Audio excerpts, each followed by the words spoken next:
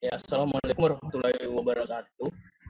Eh, Perkenalkan saya Abdul Rahman dengan Lima. Di sini kami akan menjelaskan mengenai desain basis data e-surat kami, yaitu sebuah aplikasi yang berdasarkan dengan e-surat Unmul yang telah ada. Kami dari kelompok 13 dengan Ali Cahya Rani dengan NIM 08 dan saya Abdul Rahman 45 menjelaskan sedikit mengenai desain basis data. Pertama yaitu adalah rangkuman materi. Dalam rangkuman materi yang akan kita bahas ini terdapat 5 materi. Itu pendahuluan, business skenario, desain basis data, yang untuk rekor data, dan kesimpulannya. Nah, mungkin banyak yang bertanya, terutama dulu, kenapa memilih e-surat. Ada beberapa alasan. Selain karena kemudahannya juga surat dapat menggantikan proses manual surat fisik dengan solusi otomatis yang efisien. Ini membantu menghemat waktu, meningkatkan produktivitas dan mengurangi kesalahan dalam administrasi. Desain basis data dibuat untuk efektif menyimpan, mengelola, dan mengakses surat. Hal ini memastikan akses cepat, pengelolaan terstruktur, serta meningkatkan efisiensi dalam penanganan volume surat yang besar. Selanjutnya adalah business skenario. Yang pertama adalah di sini terdapat use case diagram. Nah, dalam aplikasi surat itu sendiri terdapat dua aktor utama, yaitu admin dan mahasiswa. Kalau kita jelaskan mahasiswa dulu. Jadi uh, aktor mahasiswa di surat aplikasi surat itu uh, memiliki beberapa hal yang dapat dilakukan, yaitu lihat profil, update profil buat surat, dan lihat riwayat surat. Dalam lihat profil ini nantinya mahasiswa dapat melihat profil mengenai dirinya. Lalu update profil yaitu mahasiswa dapat melakukan pembaruan data profilnya di dalam surat itu sendiri. Lalu buat surat yaitu itu utama dari surat, yaitu membuat surat. Yang keempat adalah melihat riwayat surat, yaitu melihat surat-surat apa saja yang telah diajukan sebelumnya. Selanjutnya adalah activity diagram. Di sini terdapat diagram alur proses dari surat. Adalah dari mahasiswa yang membuka aplikasi, di mana dirinya akan menampilkan halaman utama. Lalu apabila dia menjadi mahasiswa, maka akan masuk ke menu ganti mahasiswa,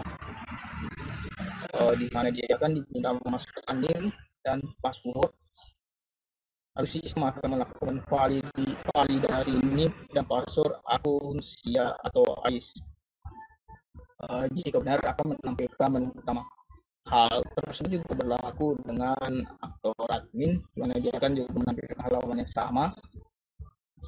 Jika dia memilih non mahasiswa, akan menampilkan halaman login juga. Lalu akan diminta validasi email dan password oleh sistem. Jika benar akan menampilkan menu utama, jika tidak maka akan diminta memasukkan password. Oke, selanjutnya ini adalah aktiviti diagram di dalam surat jika user telah login, baik itu admin maupun mahasiswa. Pertama, mahasiswa akan menampilkan menu utama, lalu di dalam menu itu sendiri terdapat beberapa fitur, yaitu fitur profil. Jika mahasiswa ingin melihat profil mereka, di dalam menu profil sendiri mahasiswa bisa melakukan update data. Jika mahasiswa memilih update profil, maka profilnya akan terpilih, lalu menambahkan profil mahasiswa, lalu mahasiswa dapat memilih ubah data. Setelah itu sistem akan melakukan penyimpanan data. Jika sebelumnya tadi, jika user ingin membuat surat, dia harus keluar dari profil dulu, lalu dia memilih menu surat. Dia memilih menu surat, lalu di fitur surat sendiri, dia harus melakukan riwayat. Lalu ada tombol pilih surat. Jika user memilih pilih buat surat, maka sistem akan menampilkan halaman untuk membuat surat, di mana sistem akan meminta mahasiswa untuk memasukkan kebutuhan surat, misalnya untuk membuat KTM. Setelah itu, cara pilih submit, lalu akan dikirim ke admin surat yang telah dibuat. Untuk di riwayat surat pun sama juga. Bedanya di sini hanya menampilkan riwayat surat saja. Selanjutnya aktiviti diagram dari menu admin. Ini hampir sama. Perbedaannya adalah di sini admin memiliki dua fitur, yaitu melakukan update dan melihat. Jika admin memilih lihat pengaduan surat, itu menampilkan surat-surat yang telah diajukan oleh user tadi. Namun jika admin memilih update surat pengajuan dan kasus ini untuk mendelete atau mengaccept, menerima atau menolak, maka admin dapat memilih surat tersebut, kemudian pilih detail, lalu akan ditampilkan detail dari surat yang diajukan mahasiswa, mulai dari profil mahasiswa, alasan mahasiswa, kebutuhannya apa, itu semua ada di sini ditampilkan oleh sistem. Jika admin mengaccept atau menerima pengajuan surat tersebut, maka akan berubah, surat tersebut akan berubah menjadi accept atau disetujui. Itu akan tampil di menu riwayat number mahasiswa. Oke. Jika tidak diaccept, maka akan surat dikembalikan dan akan menampilkan ditolak di bagian mahasiswa, riwayat surat mahasiswa.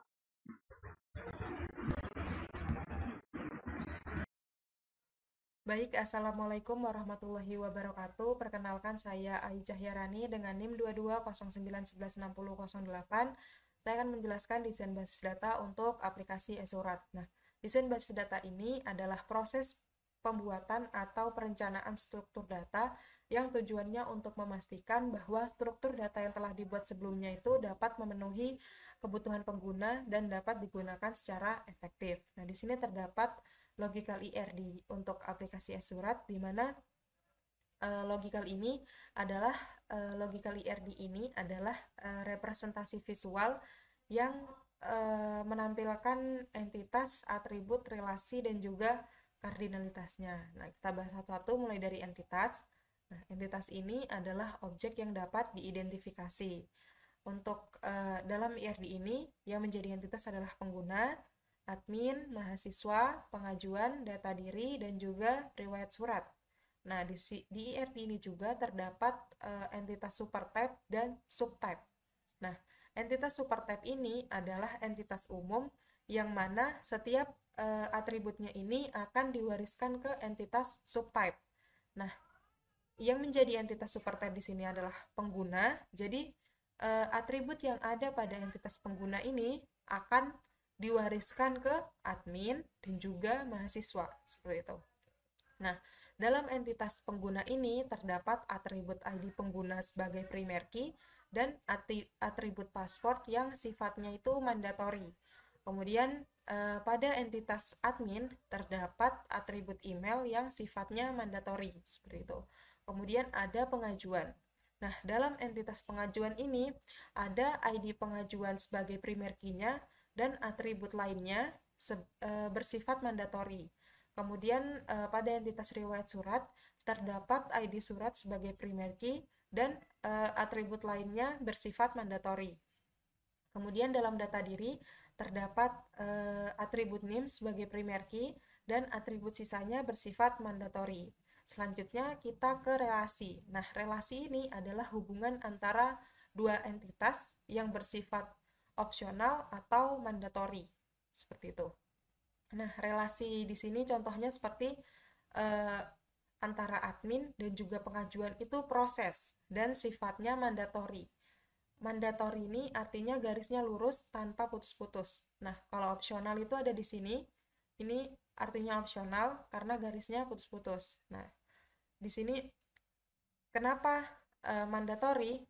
Karena admin itu wajib memproses pengajuan dan pengajuan itu wajib diproses oleh admin. Nah, kenapa di sini opsional? Karena mahasiswa itu tidak harus membuat pengajuan, tapi pengajuan itu wajib dibuat oleh mahasiswa, seperti itu.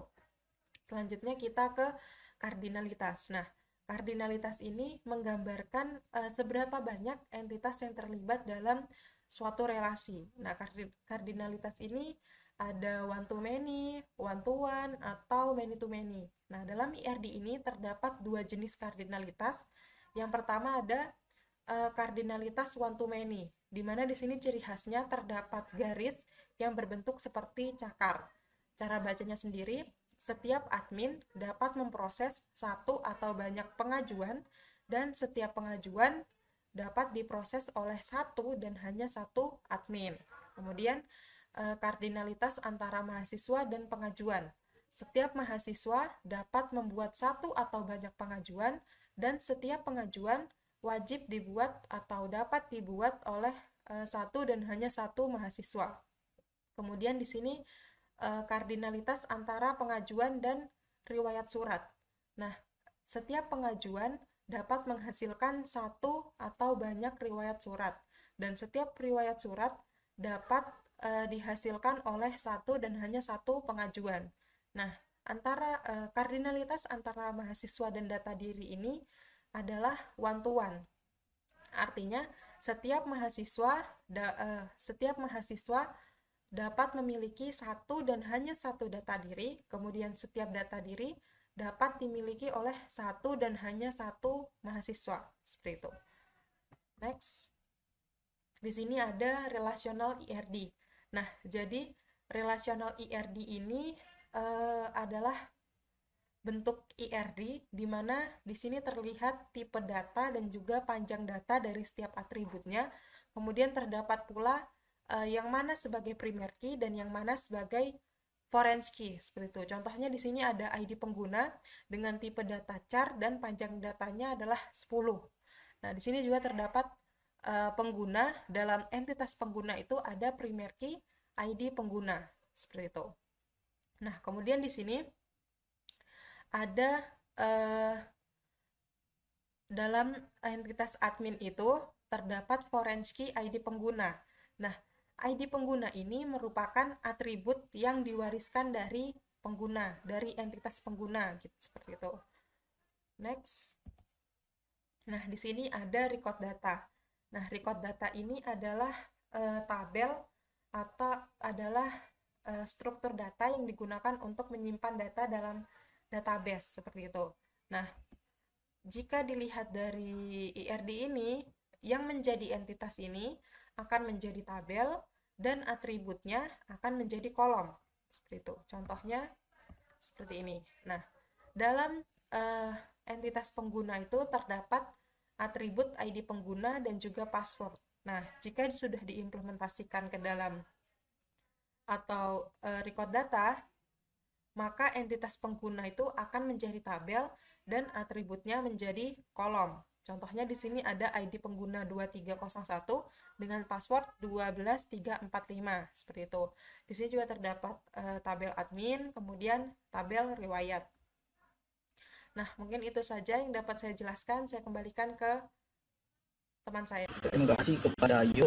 Untuk kesimpulan dari desain basis data sendiri adalah proyek desain basis data aplikasi beberapa fakultas teknik umum menunjukkan keberhasilan dalam memperhatikan aspek-aspek kunci seperti business skenario, use case diagram, activity diagram, logical hierarchy, dan relationality. Desain ini bertujuan meningkatkan efisiensi administrasi surat menyurat di fakultas teknik umum melalui pemanfaatan teknologi informasi. Business skenario diidentifikasi melalui use case dan activity diagram dengan fungsionalitas utama yang jelas. Logical hierarchy memberikan representasi visual abstrak, sementara relational hierarchy mengonversi struktur skema tabel. Desain basis data mencakup tabel pengguna, admin, data diri, mahasiswa, pengajuan, dan riwayat. Implementasi tabel dengan contoh record data membantu pemahaman penyimpanan data dan relasi antar entitas dalam basis data.